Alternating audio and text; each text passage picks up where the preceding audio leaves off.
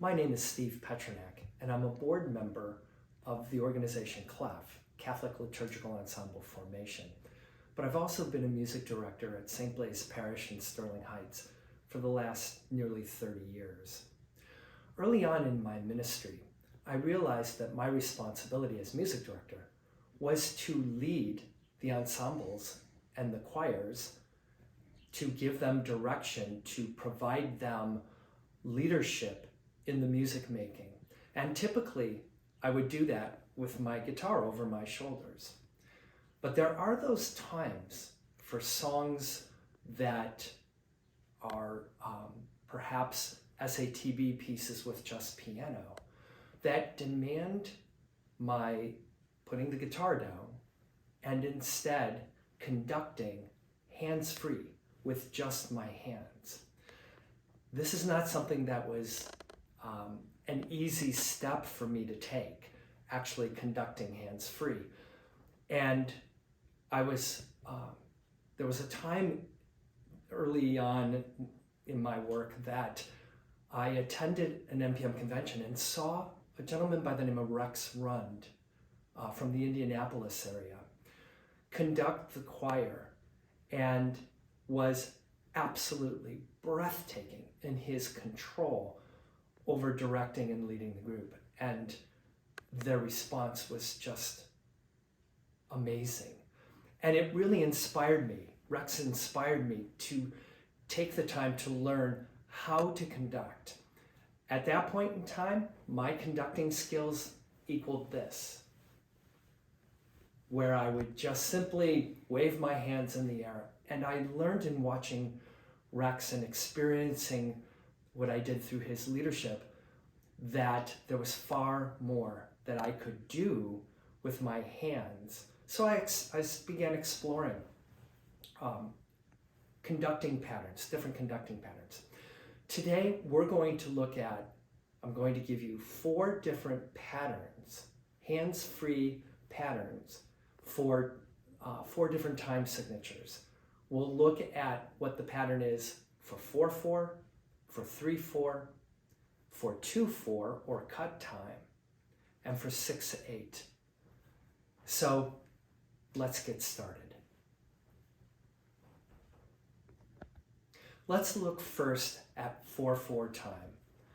The conducting pattern for 4/4 time is pretty straight ahead, and much of the music that we do, dare I even say the majority of the music that we do, is in 4/4 time.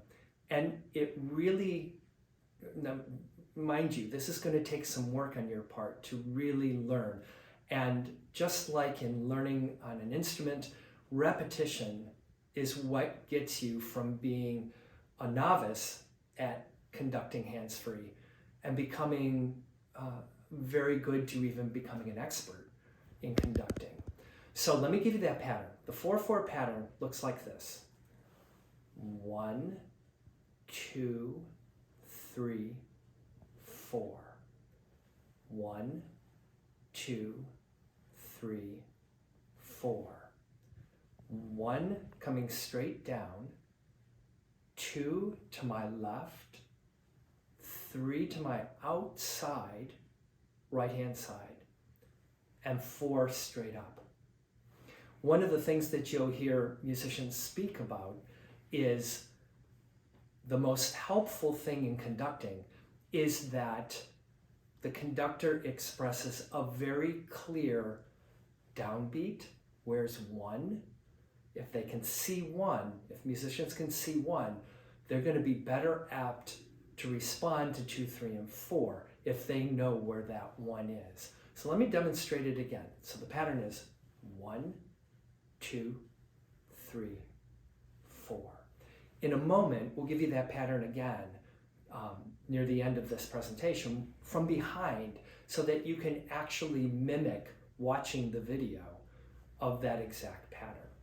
Now, if you notice, I'm giving you the movement for the right hand. I'm right-handed, so I'm going to conduct with my right hand as the lead hand.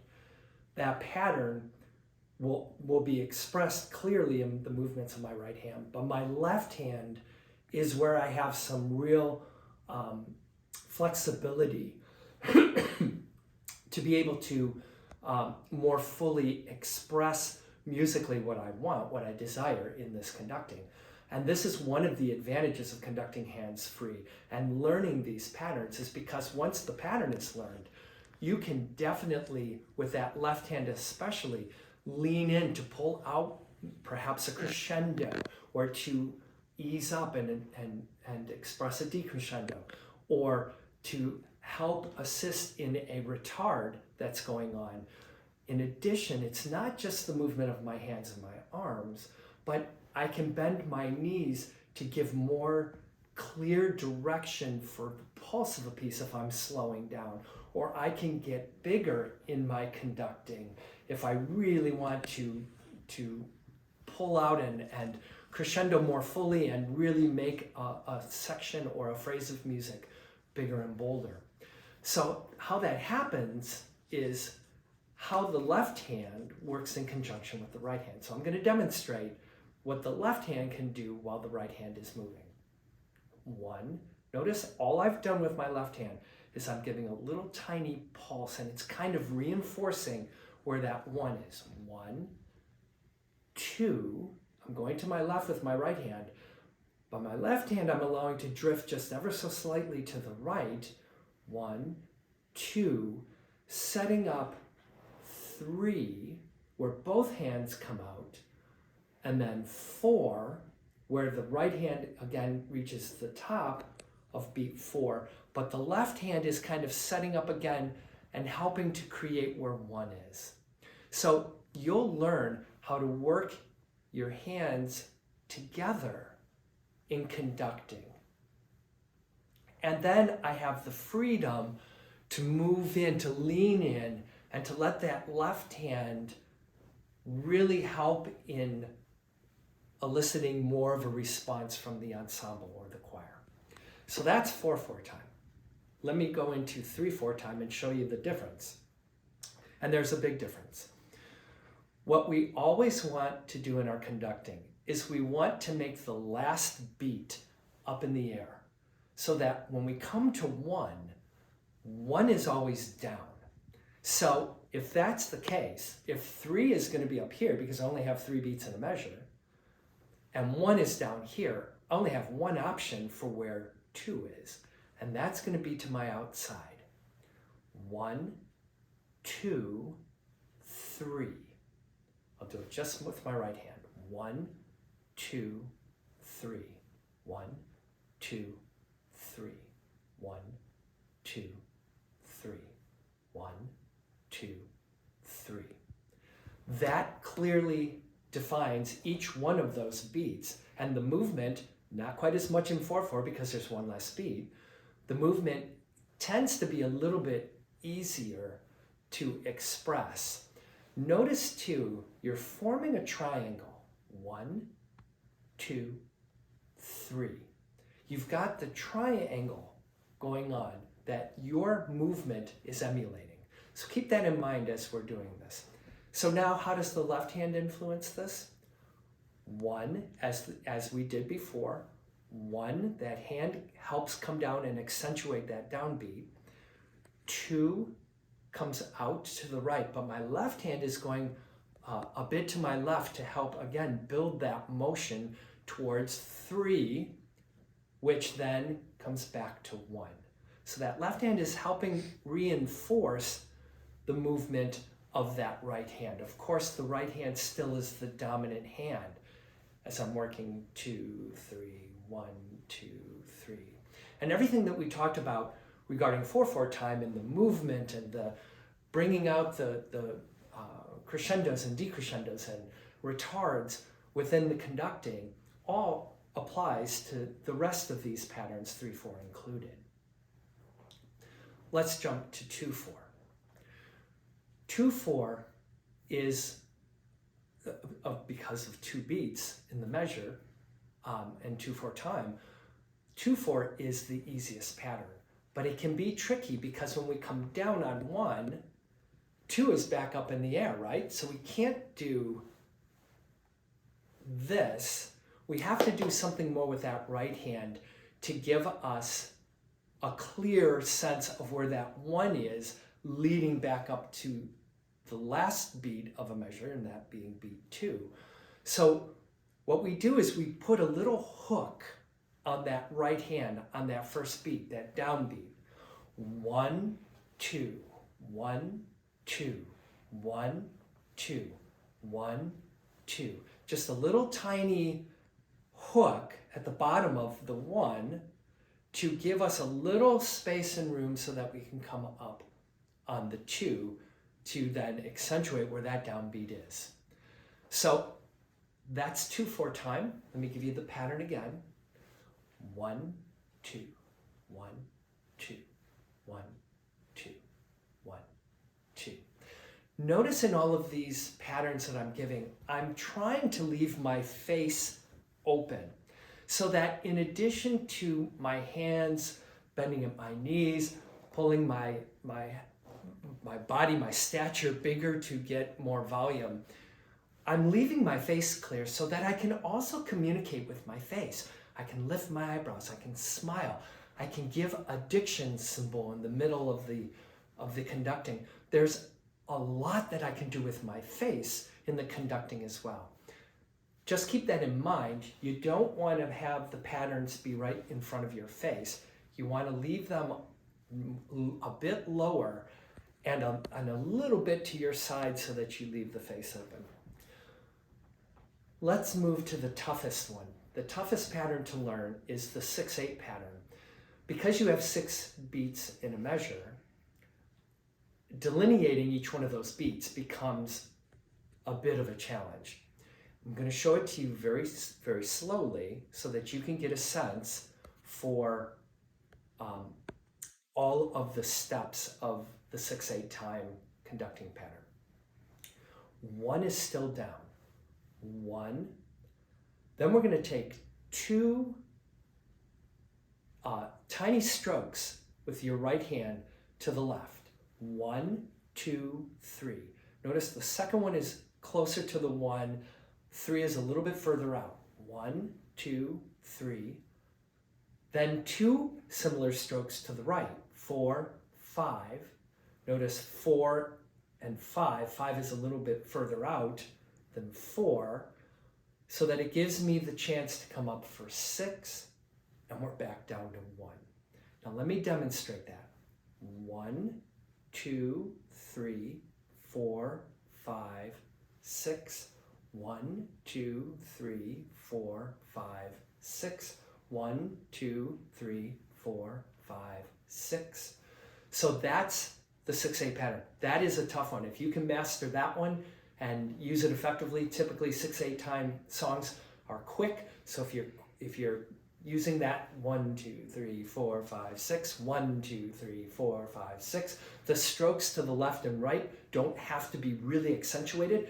They just need to be little tiny bouncing movement so that they see the pulse. 1, 2, 3, 4, 5, 6, 1, 2, 3, 4, 6, 1, 2, 3, 4, 5, 6, 1. Remember, where's 1?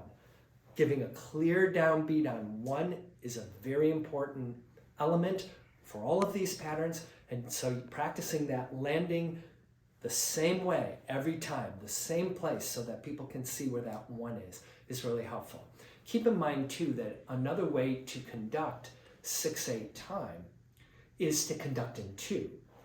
1, 2, 3, 4, 5, 6. 1, 2, 3, 4, 5, 6. 1, 2, 3, 4, 5, 6. So that it's like you're conducting in 2, right? 1, 2, 3, 4, 5, 6. 1, 2. 1, 2. So you can easily convert your conducting for 6/8 time, depending on what the tempo is, as long as it's a quicker tempo, to a 2 feel and give enough cues or clues to the ensemble and choir to be able to respond effectively.